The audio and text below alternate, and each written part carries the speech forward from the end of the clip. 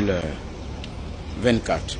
Je suis ici à la rue Jean-Félix Mamalepo, comme vous pouvez le lire ici, ancien gouverneur de la Banque des États de l'Afrique centrale.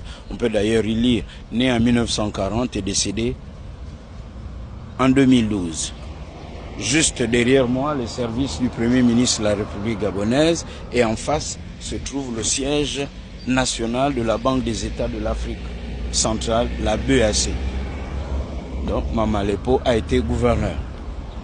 Alors, il faut dire et rappeler que le siège national du Gabon, c'est ce majestueux immeuble debout.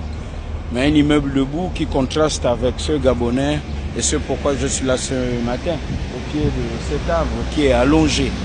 Et ici, donc la primature, le service du Premier ministre ne donne pas des ordres ici. Parce que la Banque centrale a un fonctionnement différent. Okay? C'est un organe communautaire. Il y a le Congo, le Tchad, la Centrafrique, le Cameroun, la Guinée équatoriale, le Gabon. Okay? Et ce qui se passe ici, ce n'est pas au gouvernement gabonais de décider. Seulement, celui qui est allongé ici et qui a mis cette banderole, grève de la faim, est un Gabonais. Alors c'est en cela, et rien que cela, qui nous interpelle. Car le sens de la solidarité est interpellé. Finalement, c'est quoi être Gabonais? Si on doit être Gabonais uniquement sur le papier et ne pas être solidaire des autres Gabonais. Et si un Gabonais est en danger, parce que la grève de la faim est un acte de liberté consacré par la Constitution. Mais cet acte est ultime et dangereux parce que ce Gabonais, Jean-Bernard Metsouma, risque sa vie. Il est marié et père d'une nombreuse famille. Alors, ce n'est plus le temps de tergiverser. Qui a tort, qui a raison? Les autorités gabonaises doivent sauver leur enfant. L'État doit sauver son enfant. L'enfant Metsouma Jean-Bernard. Mais avec lui, sa famille,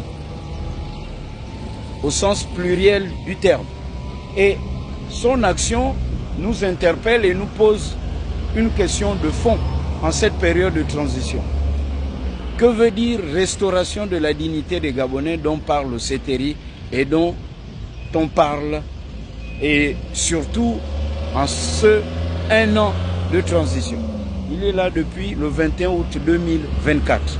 Tout un symbole. Depuis le 21 août 2024, il a décidé de faire grève de la faim.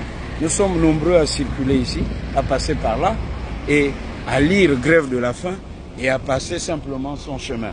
Mais a-t-il tort ou a-t-il raison? La question est dépassée. L'heure n'est plus à chercher à savoir s'il a tort ou raison.